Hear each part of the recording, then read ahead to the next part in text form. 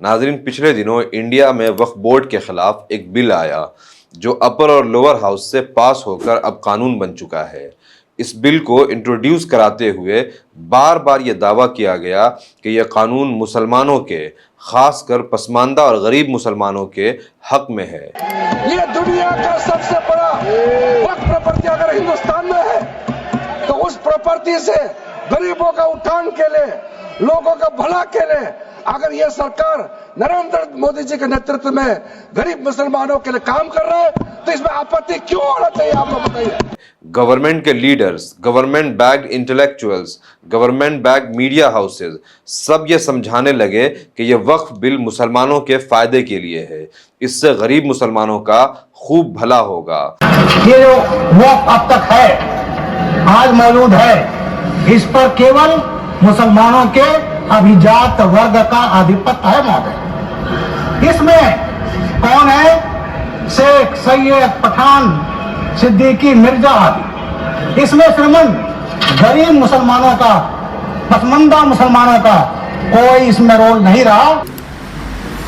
जो भी इसमें स्टेक होल्डर हैं, जो भी, उन सबके लिए ये फायदे का विषय है, उन सबको लाभ होगा और विशेष करके जो गरीब मुसलमान हैं उनको इसका ज़्यादा लाभ होगा।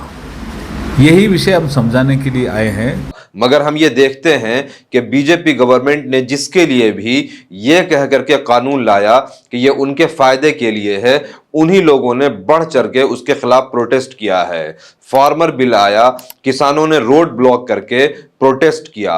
अग्निपथ स्कीम आई, आर्मी की प्रिपरेशन करने वाले स्टूडेंट्स ने विरोध में रेल जलाई, खूब तोड़फोड़ मचाया।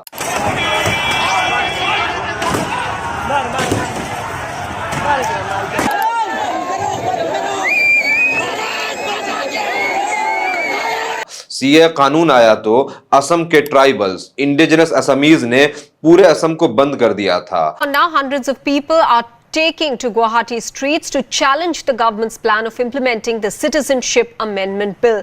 We are protesting this unconstitutional and communal bill, Citizenship Amendment Bill 2019. This is an undemocratic bill. और अब वक्फ कानून है। आज इस वीडियो में देखते हैं कि बीजेपी ने पिछले 11 साल के कार्यकाल में मुसलमानों के लिए क्या क्या किया है। क्या सच में बीजेपी मुसलमानों के भलाई के लिए काम कर रही है? आइए इस वीडियो में बीजेपी की हुकूमत मुसलमानों के लिए कैसी है, इसको डिटेल में समझते हैं। छोटे बड़े स्कीम का नेगेटिव पॉजिटिव यूज पावर के हिसाब से होता रहता है। हम बात शुरू करते हैं लेजिस्लेशन से, कानून साजी से, कि बीजेपी ने कौन कौन से ऐसे कानून बनाए हैं या पिछले कानूनों को स्ट्रिक्ट किया है जो डायरेक्टली इनडायरेक्टली मुसलमानों को टारगेट करता है। सबसे पहले बात करते हैं काउ प्रोटेक्शन लॉज की। इंडिया में काउ प्रोटेक्शन लॉज आजादी के पहले से 1932 से एग्जिस्ट करता है, मगर बीजेपी के गवर्नमेंट में आने के बाद बहुत से स्टेट्स में ये लॉज बहुत स्ट्रिक्ट और हार्श कर दिया गया। यहां तक कि काउ स्लॉटर या स्मगलिंग में उम्र कैद की सजा हो सकती है। आज इंडिया के 28 स्टेट्स में से 20 स्टेट के अंदर काउ स्लॉटर और बीफ बेचना पूरी तरह से बैंड है। Centre for Justice and Peace की 2018 की एक रिपोर्ट के according state cow protection laws का हिंदुत्व ग्रुप वेपनाइज करके उसका गलत इस्तेमाल कर रही है। इस लॉ के अकॉर्डिंग गवर्नमेंट किसी ग्रुप को किसी पार्टिकुलर एरिया में काउ प्रोटेक्शन के लिए अपॉइंट कर सकती है। सीजेपी के रिपोर्ट के अकॉर्डिंग यह कानून किसी भी गौरक्षक या दूसरे प्राइवेट पार्टीज को इतना पावर देती है कि वो कानून हाथ में ले लें, फिर वो जिसे चाहे लिंच कर दें, जला दें, मार दें। 2016 से 2020 के बीच काउ स्लॉटर और ट्रेड के मामले में लिंचिंग और मॉब वायलेंस की वजह से 50 से ज्यादा मौतें हुई हैं। यह मुसलमानों के खिलाफ एक ऐसा कानून है कि इसके वजह से मोनू मानेसर जैसे टेररिस्ट नजर आते हैं। फिर वारिस खान, जुनैद, नासिर, पहलू खान, अखलाक और रकबर की लिंचिंग की खबरें सुनने को मिलती है। कुछ इसी तरह एंटी कन्वर्जन लॉ है। इसका असल मकसद फोर्स कन्वर्जन पर पाबंदी लगाना था। यह कानून दो तरह से मुसलमानों के खिलाफ मिसयूज किया जा रहा है। एक तो वो जो वॉलेंटियरली इस्लाम पढ़ करके इंप्रेस होकर के एक्सेप्ट करना चाहते हैं, यह कानून उसको क्रिमिनलाइज करता है, मतलब आप इस्लाम की दावत नहीं दे सकते हैं। इसीलिए उमर गौतम या कलीम सिद्दीकी साहब जैसे लोगों को उम्र कैद होती है। फिर मुस्लिम्स के खिलाफ लव जिहाद का नैरेटिव फैलाने के लिए इस लॉ का खूब इस्तेमाल हुआ है। इंडिया में 12 स्टेट के अंदर एंटी कन्वर्जन लॉ मौजूद है। 2021 में पब्लिश हुए HRW के आर्टिकल के अकॉर्डिंग उत्तर प्रदेश में एंटी कन्वर्जन लॉ के अंदर 2021 तक 86 लोगों को इस केस में बुक किया गया था, जिसमें 79 लोग मुस्लिम थे। ज्यादातर इन केसेस में कंप्लेन करने वाली खुद लड़कियां नहीं बल्कि उनके दूर के रिलेटिव होते हैं या कोई थर्ड पार्टी जैसे हिंदुत्व ग्रुप होता है। मध्य प्रदेश में भी इस कानून का बहुत मिसयूज हुआ है। द प्रिंट के एनालिसिस के अकॉर्डिंग मध्य प्रदेश में आज तक फ्रीडम ऑफ रिलीजन एक्ट के अंदर जो केसेस फाइल हुए हैं उसमें से सबसे ज्यादा यानी 225 केसेस मुसलमानों के खिलाफ दर्ज हैं। लव जिहाद की कॉन्स्पिरेसी कितनी झूठी है इसका अंदाजा लगाइए। 2020 तक SIT कानपुर ने 14 केसेस की इन्वेस्टिगेशन की, जिसमें से 11 में उन्हें कोई लव जिहाद कॉन्स्पिरेसी एंगल नहीं मिला, कोई साजिश नहीं मिली, मगर फिर भी इस कानून के जरिए सैकड़ों मुसलमान लड़कों को उठा करके जेलों में बंद करना बहुत आसान हो गया है। बीजेपी के बनाए गए सारे लॉज में सबसे controversial law citizenship amendment act CAA और national register of citizens NRC है।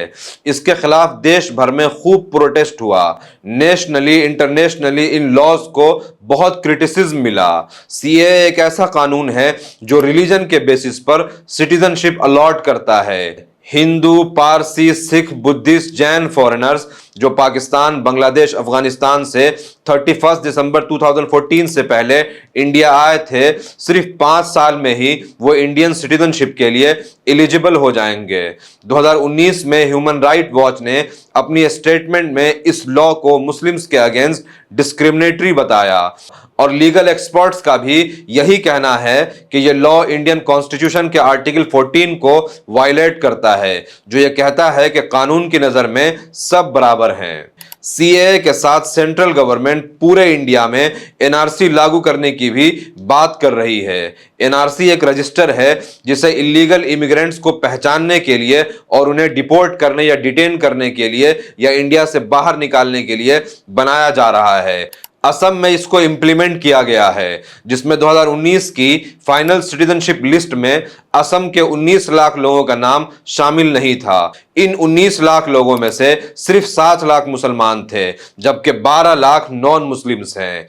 बीजेपी गवर्नमेंट ने मुस्लिम्स के पर्सनल और रिलीजियस अफेयर्स में भी इंटरफेयर करना शुरू कर दिया है। साल 2019 में गवर्नमेंट ने इंस्टेंट ट्रिपल तलाक यानी तलाक बिद्दा को बैन कर दिया। गवर्नमेंट के अकॉर्डिंग ट्रिपल तलाक को बैन करना बहुत जरूरी था, क्योंकि उनके हिसाब से यह प्रैक्टिस मुस्लिम औरतों के लिए सबसे बड़ी प्रॉब्लम थी। लेकिन centre for research and debates in development policy ने जो डेटा रिलीज किया है वो हमें कुछ और ही बताता है। CRDDP ने 20,627 मुस्लिम औरतों में सर्वे किया, जिसमें सिर्फ 311 लोग डिवोर्स थी और उन 311 डिवोर्सेस में सिर्फ एक केस ऐसा था जिसमें एक बार में 3 तलाक कहकर के डिवोर्स दिया गया था। मतलब ट्रिपल तलाक का या तलाक का परसेंटेज मुसलमानों में ऑलमोस्ट नेग्लिजिबल है, मगर फिर भी गवर्नमेंट को मुसलमानों के रिलीजन में इंटरफेरेंस का मजा लेना था। साल 2019 में गवर्नमेंट ने मुस्लिम वुमेन एक्ट पास किया, जिसके अंदर इंस्टेंट ट्रिपल तलाक को क्रिमिनलाइज और बैन कर दिया गया, जहां एक आदमी को इंस्टेंट ट्रिपल तलाक देने पर 3 साल की सजा और जुर्माना हो सकता है। सिविल लॉज में क्रिमिनल पनिशमेंट ये अपने आप में एक भद्दा मजाक है।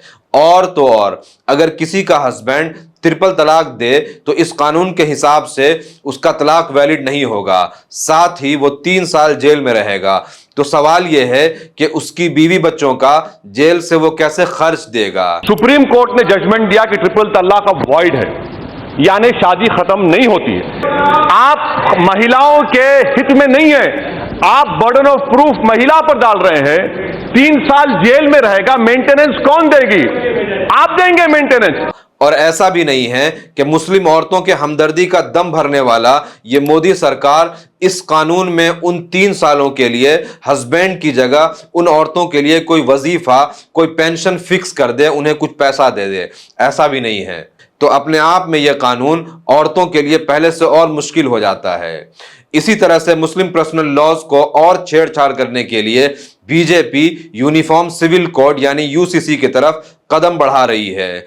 स्टेट लेवल पर बीजेपी ने यूसीसी के साथ एक्सपेरिमेंट करना शुरू भी कर दिया है। पिछले साल फरवरी में उत्तराखंड में यूसीसी नाफिज किया गया। इस लॉ के अकॉर्डिंग उत्तराखंड में सिवाय SC/ST कम्युनिटी के बाकी सब रेसिडेंट, चाहे वो किसी भी रिलीजन, जेंडर या कम्युनिटी से बिलोंग करते हो, उन पर सेम सिविल लॉज लागू होगा। यानी शादी, डिवोर्स, इनहेरिटेंस जैसे मामलों में कानून सबके लिए सेम होगा। एक और एजेंडा जो बीजेपी के 2019 इलेक्शन मैनिफेस्टो में भी था, वो है आर्टिकल 370 का रिवोक करना। अगस्त 2019 में मोदी गवर्नमेंट ने कश्मीर में आर्टिकल 370 रिवोक करने का ऐलान किया। उसके कुछ दिन पहले ही कश्मीर में आर्मी फोर्स बढ़ा दी गई, स्कूल कॉलेजेस बंद कर दिए गए, टेलीफोन और इंटरनेट सर्विसेज भी बंद कर दिए गए, यहां तक कि कश्मीरी पॉलिटिशियंस को हाउस अरेस्ट में डाल दिया गया। Amid the uncertainty in Kashmir, now the 3 most prominent politicians from the valley, Mehbooba Mufti, Omar Abdullah, both former chief ministers, and Sajjad Lone have been placed under house arrest. This took place at midnight. Mobile internet has been blocked in many places and public meetings and rallies have been banned. अपने घर में कैद करके रखा हुआ है। आप लोग इसको रिपोर्ट करिए ना। मैं कैद होके ना इन चीजों पे आपसे बात नहीं करूंगा। आर्टिकल 370 से जम्मू कश्मीर को एक स्पेशल ऑटोनॉमी मिली हुई थी। एमनेस्टी इंटरनेशनल ने बीजेपी को क्रिटिसाइज करते हुए कहा कि आर्टिकल 370 के रिवोकेशन के बाद जम्मू कश्मीर में ह्यूमन राइट वायलेशन और बढ़ गई है। जर्नलिस्ट और एक्टिविस्ट पर भी स्टेट ने खूब क्रैकडाउन किया हुआ है। Jammu and Kashmir coalition of civil society ने एक रिपोर्ट पब्लिश की जो कहती है कि 2019 से जम्मू कश्मीर में 2500 लोग UAPA में अरेस्ट हो चुके हैं, जिसमें मुस्लिम जर्नलिस्ट खुर्रम परवेज, आसिफ सुल्तान और फहद शेख भी शामिल हैं। साल 2022 में बीजेपी गवर्निंग स्टेट कर्नाटका में अचानक से उडुपी के एक स्कूल में कुछ मुस्लिम लड़कियों को क्लास अटेंड करने से रोक दिया गया क्योंकि उन्होंने हिजाब पहना हुआ था। यह मामला इतना तूल पकड़ा कि फिर कर्नाटका हाई कोर्ट से हिजाब बैन के सपोर्ट में जजमेंट आ गया। We are of the considered opinion that wearing of hijab by Muslim women does not form a part of essential religious practice in Islamic faith. Asian International Organisation ने 2023 में religion freedom in the world नाम से एक report publish की। इसमें बताया गया कि इंडिया में रिलीजियस फ्रीडम लगातार कम हो रही है। UN commission on international religious freedom ने भी 2025 की अपनी एनुअल रिपोर्ट में यह कहा कि इंडिया में माइनॉरिटी अब्यूज बहुत बढ़ रहा है और इसके लिए मोदी गवर्नमेंट रिस्पॉन्सिबल है। इस रिपोर्ट में हाईलाइट किया गया है कि कैसे मोदी गवर्नमेंट ने UAPA और FCRA जैसे लॉज का गलत इस्तेमाल करके शर्जील इमाम, मीरान हैदर, उमर खालिद समेत कई जर्नलिस्ट और ह्यूमन राइट डिफेंडर्स को इलीगली डिटेन करके रखा हुआ है। 2014 के बाद से UAPA में अरेस्टिंग काफी बढ़ गई है। UAPA एक ऐसा ड्रोकोनियन लॉ है जिसमें किसी भी इंसान को टेररिस्ट डिक्लेयर करके बिना ट्रायल के 1 साल तक जेल में रखा जा सकता है। जैसे बीमारी में कैंसर है कि एक बार हुआ तो फिर मौत तय है, वैसे ही UAPA में अगर आपकी अरेस्टिंग होती है तो बेल मिलना 5 साल के लिए impossible. National crime record bureau के ऑफिशियल डेटा के अकॉर्डिंग 2014 से 2022 के बीच UAPA के अंदर टोटल 10,174 लोगों की अरेस्टिंग की गई। इन तमाम सालों में सबसे ज्यादा अरेस्ट रेट CAA और आर्टिकल 370 के कंट्रोवर्सीज के दौरान 2019 में था, जब 1948 लोगों को UAPA के अंदर अरेस्ट किया गया था। लेकिन इस कानून में कन्विक्शन रेट सिर्फ 2 से 3% है, यानी अभी तक इन सब केसेस में बहुत कम लोगों को कसूरवार साबित किया जा सका है। PUCL ऑर्गेनाइजेशन के अकॉर्डिंग 35% UAPA केसेस में मुस्लिम्स को अरेस्ट किया गया है। बीजेपी ने UAPA के जरिए इनोसेंट मुस्लिम एक्टिविस्ट, जर्नलिस्ट और स्टूडेंट्स को बिना किसी जुर्म के कैद रखा हुआ है, क्योंकि वो उनके जुल्म के खिलाफ आवाज उठा रहे हैं और सवाल कर रहे हैं। एक और बड़ा मसला है फेक इनकाउंटर्स का। उत्तर प्रदेश में जब से बीजेपी की गवर्नमेंट बनी है, पुलिस ने बहुत से फेक इनकाउंटर्स किए हैं। यूपी पुलिस के ऑफिशियल डेटा के अकॉर्डिंग 2017 से 2024 के बीच करीब पुलिस ने 13,000 इनकाउंटर्स किए हैं, जिसमें से 223 लोगों की मौत हुई है। इनमें 70 मुस्लिम और 65 ओबीसी हैं। एनएचआरसी ने 2019 में यूपी पुलिस के 17 इनकाउंटर्स को फेक बताया था। वहीं यूपी पुलिस लगातार फेक इनकाउंटर्स के इल्जामात को डिनाई करती है। दूसरी तरफ एनएचआरसी, दूसरे एनजीओज और मीडिया की इंडिपेंडेंट रिपोर्ट्स ये दिखाती हैं कि यूपी पुलिस 100 से ज्यादा एक्स्ट्रा जुडिशियल किलिंग्स में शामिल है। 2 क्रिमिनल भाग रहे हैं और वो बाइक स्लिप हो जाती है। ये 99% जो एफआईआर दर्ज हुई हैं उनमें यह पाया गया है कि 2 बदमाश हैं और चारों तरफ से घिरे हुए हैं, लेकिन एक भाग जाता है। वसीम को मारा गया आज इनकाउंटर में 10 दिन बाद, और वसीम के साथ से साबिर को भगाया हुआ दिखाया, तो 10 दिन बाद साबिर को इनकाउंटर में मार दिया जाएगा। फुरकान के साथ से जान मोहम्मद भागा 3 दिन पहले और 3 दिन बाद जान मोहम्मद को मार दिया जाएगा। एक और बड़ा मसला है बुलडोजर जस्टिस का। बीजेपी की नजर सिर्फ मुसलमानों के रिलीजियस सिंबल और लॉज पर नहीं है, बल्कि उनके घरों, उनके मकानों और उनके प्रॉपर्टीज पर भी है। रिसेंटली इंडिया में डेमोलिशन ड्राइव का ट्रेंड शुरू हुआ है।